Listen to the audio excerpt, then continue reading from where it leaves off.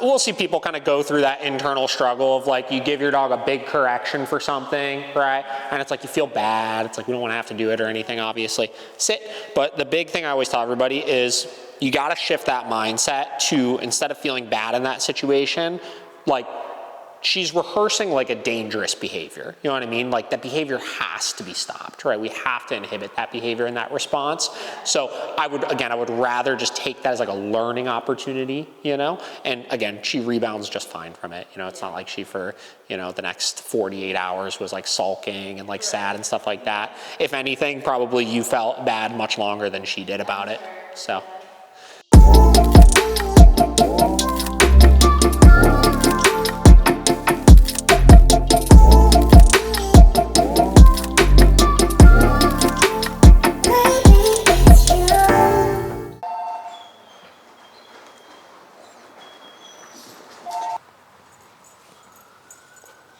Now, we don't get super crazy with like looking at tail wagging and stuff like that, but if you notice, this is more of that loose whole body wag as opposed to that high stiff wag, right?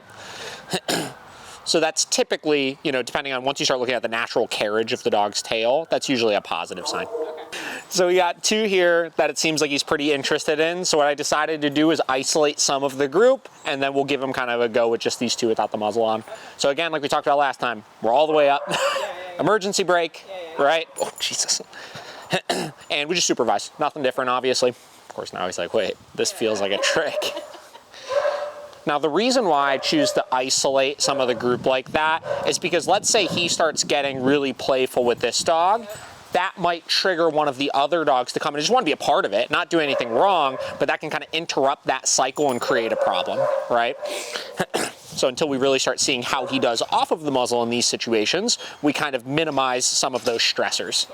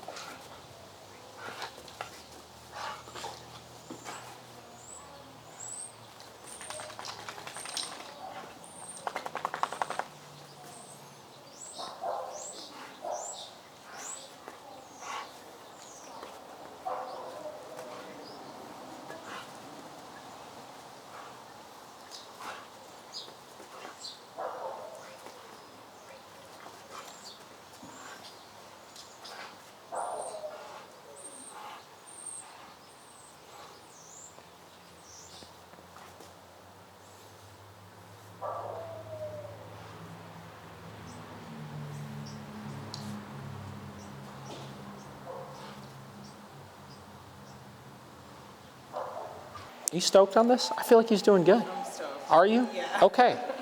I want to feel those vibes. Okay. Yeah, I should have listened to you. I was like,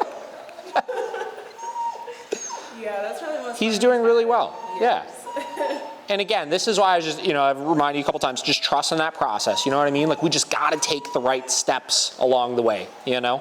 Because it's just going to make sure when we hit the point where we allow him to do this, if you've checked these boxes at home with him, it's just going to make sure you're doing your due diligence to make sure we're being safe about things, we're giving him enough time to acclimate, and we're just making sure everything's going to go well, you know? Yeah. So this is that process we talked about, like with the other dog I was telling you about last time. So this is kind of what she does, right? She'll start with the muzzle. She'll get the vibe, you know, like how does he seem to be meshing with the group? Yep. And then once you see that, you know, because you see that switch, right? Like you could tell from like first one to second one to third one to now, right? Each time his whole demeanor kind of shifted a little bit. And you kind of see him hit that point where it's like, all right, you could tell he's comfortable, right? He's inhibited, like he wasn't playing with this on, obviously, because he's a little subdued with it. But you could tell he was comfortable in the group.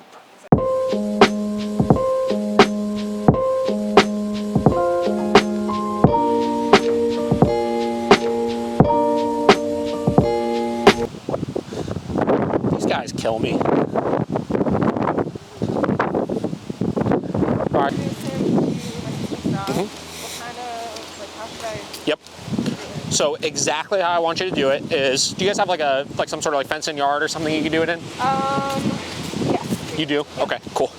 So take them in the yard. First and foremost, both dogs on leashes. You could have the other dog over there, him over here. And before we start the social, we have to check the box that we have him under control around the other dog, right? So if he's reacting or something like that, you would either just use your leash to a sit or something. You can give an e-collar correction, right? Whatever you need to do, just get him under control. Yeah. From there, pop your muzzle on, and then you'll be using the e-collar for the correction if you need to. Have it all the way up, take his leash off, let him just go, right? So and then you just on after, once I get there? Yeah, okay. Yeah, once you get there, you can pop it on, just like what we've done so far. Okay. But yeah, pop it on, make sure he's under control. From there, just take the leashes off, let him rip, you know, and just supervise it. And then from there, again, I don't mind if he does a little, you know, snap or a little growl or something like that, as long as he's not pursuing it like you did those first couple of times. And you would just correct for that. You saw that. I think I needed to correct him, what, like 3 or 4 times in total those first 2 sessions, and then we haven't needed to do it since. So you'll probably see something similar. You know, it's not uncommon the first time you go to do it at home, they kind of revert back and try that behavior, and then he's got to realize that you're going to discipline for it as well, right? Yeah. And I would have no expectation this first time of taking it off. We just want to see, hey, this is just a successful, we're getting the 2 dogs together, you know?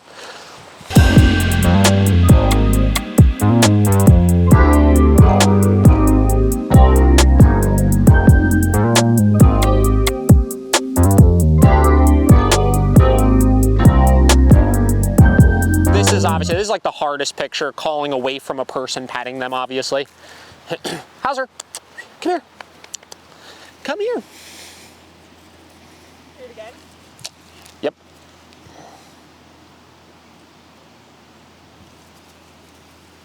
Come. Now, obviously, I didn't discourage that or anything, you know.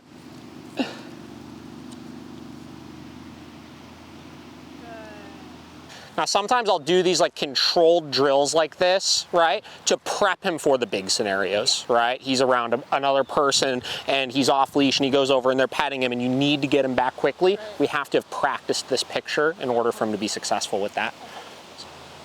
Now, one additional thing here, with your markers you're giving, neutral tone with them.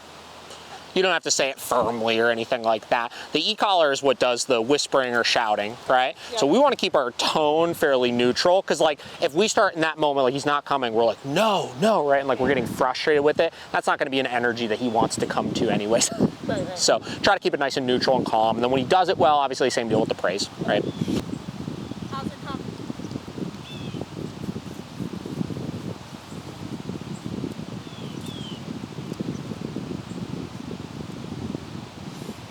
Very good. It's funny, like you could just see just like the gears turning in his head as he's figuring this out. And listen, you know, like we're obviously pushing him a little harder than normal because of the circumstances of the time, but I want to make sure he's got a clear understanding of all this. So, and he's doing well with it. You know, he's working past this stuff really nicely, and you know, a little stressed here and there, but like he's doing fine. You know, I'm pleased with how he's working. So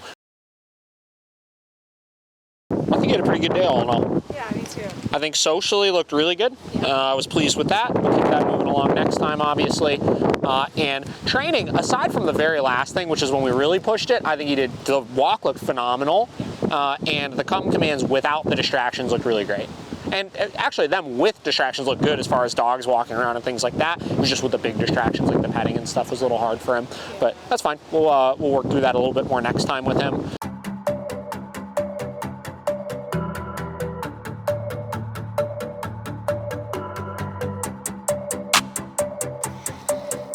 You gotta give me a minute. All right, so what we gotta do first here is we gotta figure out what their working level is gonna be. Basically what this is just the first level we could tell they're perceiving on it. So what I'm gonna do is I'm gonna start at 0, go up, give a tap, go up, give a tap until I see some sort of sign that they're noticing that sensation.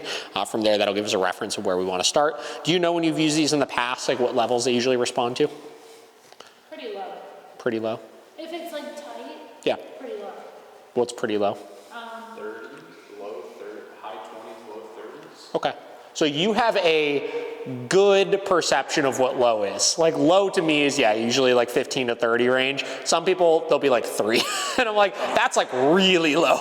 So, all right, so we'll see what we get here, obviously. Yeah, I would say, a realistic, when you get into like long-term, like enforcing training and stuff like that, 30 to 60, 30 to 70, stuff like that is typically a common range that dogs will work within. And one of the big mistakes we see that people will get held back on is they get too hung up on like 10, 12. And it's like, that's meaningless to your dog when you're out and about in the real world. So, all right, so we'll see what we get.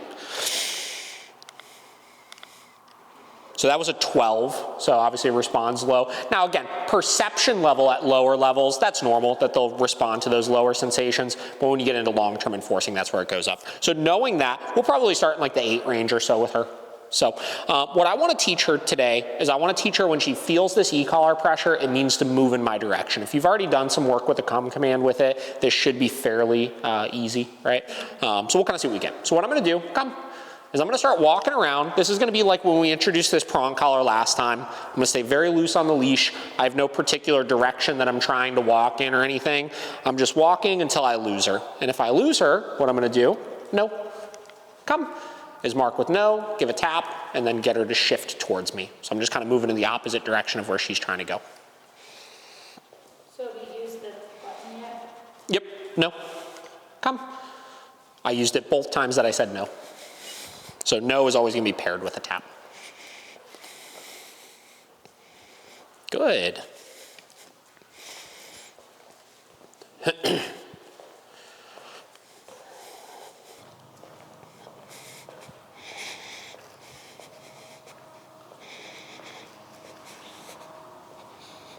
Good job.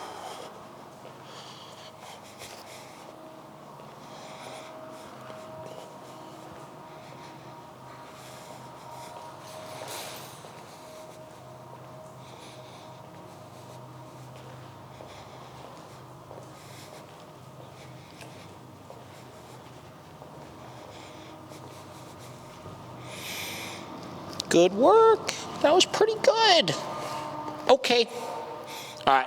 So this basically what's going to happen is after this session, you're going to work on the e-collar with this behavior. Once we've had a week of success of doing it with like a command, we start implementing it for like general corrections. So getting food off the counter, right? That would be something we would set up where we would have food on the counter. We would leave the room with them in it and wait for them to go for it so we can correct for it, right? Yeah, I mean, we need to teach them behavior because a lot of times people will take a different approach, right? And they'll be like, okay, well, we're just going to wait until they do it. Good job, buddy. We're going to wait till they do it organically, and then we're going to correct it then, and then you miss it half of the time because you're not ready for it, right? So I would rather set it up in a controlled setting where I know you're going to rehearse it so I can teach the expectation and then just be past it, than be fighting with it and be like 50% getting it, 50% not getting it, and be like that for months. I'd rather just get it out of control in a couple days. Come. All right, so what I want to see you do, walk straight down just past your car, and I want to see if he'll stay next to you that whole way.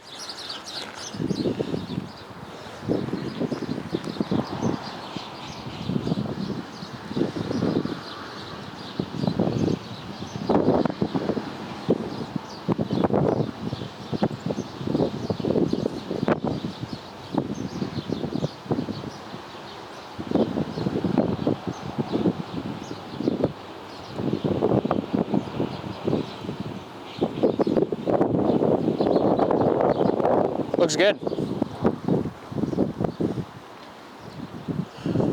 So obviously you can see this drill turns into the leash walking, right? So basically the next step and what we would start to implement next time is we would actually go for a walk and work this drill with a couple variations to it to enforce that positioning. But what you could start doing as you're doing this at home is do it, in the driveway, whatever, get them really good there. Right. Then start going up and down the block doing it and just see like how far you can get before you need to make a turn,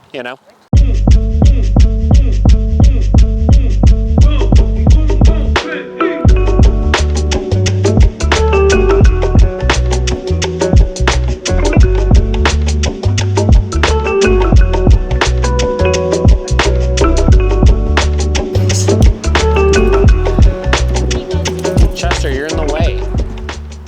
So a lot of times, well, let me ask you this first. Does she usually put her front paws on by herself? She won't even do that? Okay, okay. But it's interesting, she'll jump out on her own. Yeah.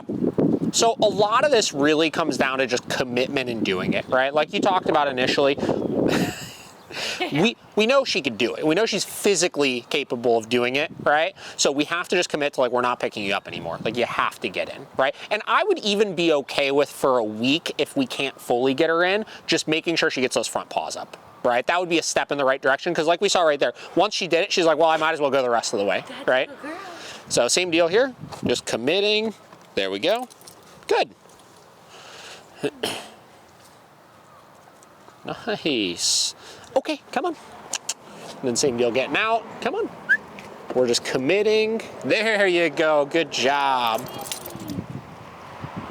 And we'll just do that a few times. Come on.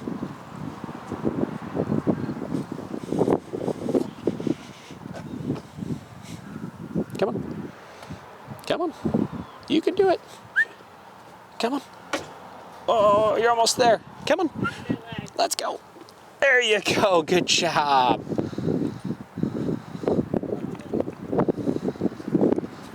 Okay, come on. Let's go. Good. So let me see real quick, right? So you're hesitating too much, right? You got to kind of just go for it with it. And I know obviously you don't want to feel like you're choking or anything with it, but the quicker we get her in, the less tension there's going to be on that collar, right? So again, all the way up. Come on. Perfect. There's one. You could reward for that if you want to, right? Rest of the way. And again, straight with no tension yet. Straight with it. We're going. There we go. Good job. Right. Reward her again for it. Good job, Sammy. All right, I want you to just get one good one. Okay, come on. You got this. Perfect. Good Reward. job, Sammy.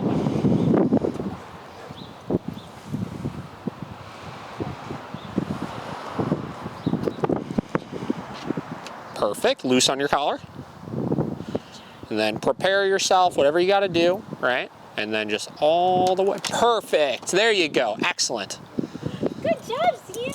All right. So that's good. We don't have to drill a ton of them, obviously. But here's the big thing with this, right? You have to commit to, that's the only way she's getting in from now on, right? And you'll see after a day or two of doing that, depending on how much you get her in the car, obviously, she'll start jumping in no time.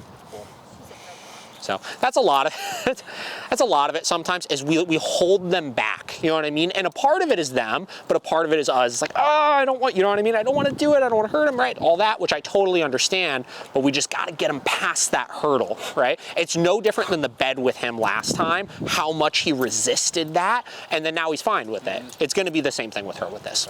So we worked on a lot of things today, obviously, or a couple new things, right? So the leash stuff looked fantastic from last time. You guys did a really good job of working with that. The e-collar stuff, they both did well with. He did exceptionally well with, I would say. She was a little nervous from it, but still did well with it, right? Again, the nerves, keep in mind, all that has to do with is this is something new, right? So as she understands what it is that's expected of her, and as she starts to hit a point where it's like, oh, okay, cool, I understand how to avoid this pressure, I understand what's expected of me, and she does it successfully, you'll see that get better, right? I would recommend, especially with her, once she's doing these behaviors well, add the rewards in. You know, they definitely help her, right? So I would keep trying to keep it a positive experience in doing that kind of stuff. And like I said, work on it like kind of like what we did in one area, driveway, something like that. From there, up and down the block, and just see how far you can go, right? Before you need to correct and turn the other way. With her, car. That's a big thing. You don't have to do tons of drills of it. Just anytime you get her in, that's the way to do it. And I'm glad you got a good one at the end there. And I'm glad it was one that was also not easy because it showed you, hey, this is how we got it. This is how we got to get you past that hurdle, right? Yep. Cool. They're looking better. Yeah, they're making progress. You know, you're going to see, you know, the first usually 3 sessions, 4 sessions, they're kind of getting in the swing of everything. They're learning stuff. Once we hit that midway point, things start really flying along. So you'll see them hit this point where it's like, wow, they're just getting it, you know?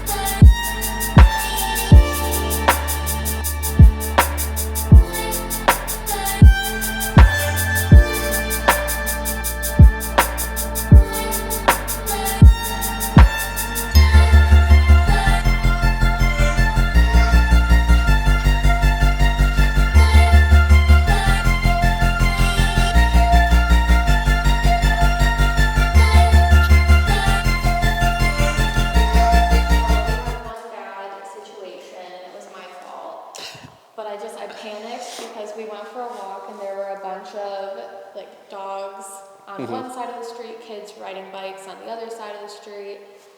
So I definitely started like applying tension, and I turned the dial up really high, like higher than I probably should have. And so she barked, and she was like kind of going at the bikes a little bit, but I shocked her and she made like this really terrible unearthly sound. And then I just felt really, really bad for the rest of the day. Well, here's the question, right? So when you corrected her for it, did she stop? Yeah. Like right away? Yeah. And then she was like good after that? Like she was nervous, but she was like good? Yeah. Okay. Like she could definitely tell that she Yeah.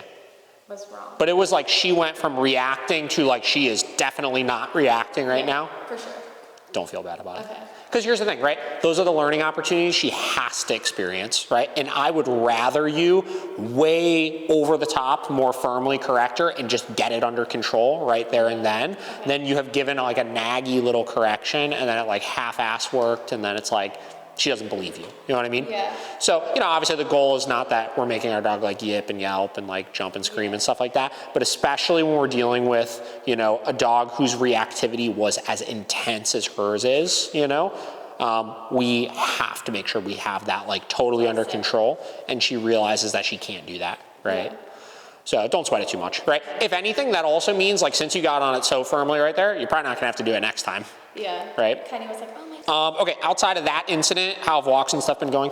Walks have been going really well. Actually, Cool. Today we went for a walk and we had 2 different instances where we passed other dogs. Cool. And those dogs were like very interested in her and jumping and barking and that kind of thing, and she didn't pay them any attention. Yep. And their owners were like, why can't you act more like that dog? So I was like, yeah. Hell yeah. But that's it. Okay, cool, that's good.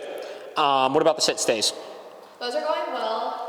When we started, I probably had to shock her 3 or 4 times. Uh-huh, And now today, when I did it, I only shocked her once, so. cool. Is she doing better with picking up the leash? Yeah. Okay, sweet. That's the spot where. She still gets a little every time dicey. She's gonna get shocked, and that's where it's gonna be. Okay, I gotcha. All right, well, what we'll do today is we'll take a look at those, make sure those look good. If those look good, we're gonna jump into the bed stays and kind of go from there. Okay. So I'll take your leash.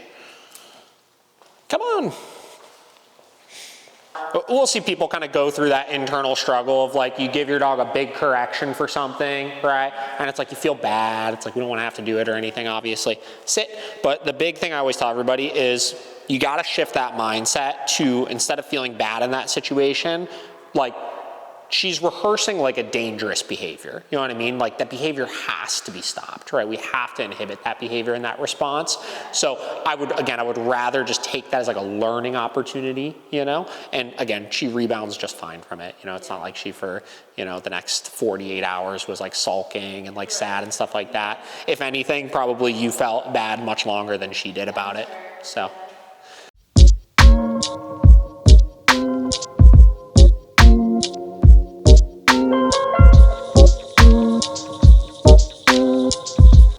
Slow start with peeing on the bed and then not wanting to get on it after, but Marking her territory. I think you mentioned that like one of the last sessions. Yeah, even like there's this spot in our basement. I don't know if the people that lived there had a dog and maybe kept them down there or something, or a cat, maybe that's what a cat box was.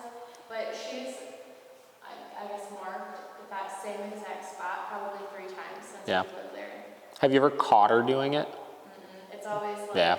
We're in the other room, and then there's a wet spot all of a sudden. Because Yeah. the basement's divided. Sure. Half of it's the laundry room, half of it's like. Yeah. If I'm sure it's marking, you can correct for it if you catch it, obviously, but you got to catch it. Like right there, I corrected her when she did that on the bed there. If it's like an accident, which that wasn't that was literally her just like, dribbling out just a couple drops. That's a different story, but yeah. Yeah, I don't think she really has accidents. Yeah. Before. She's been potty trained for a long time. Yeah. But, Anytime she goes to the house, I'm like, why?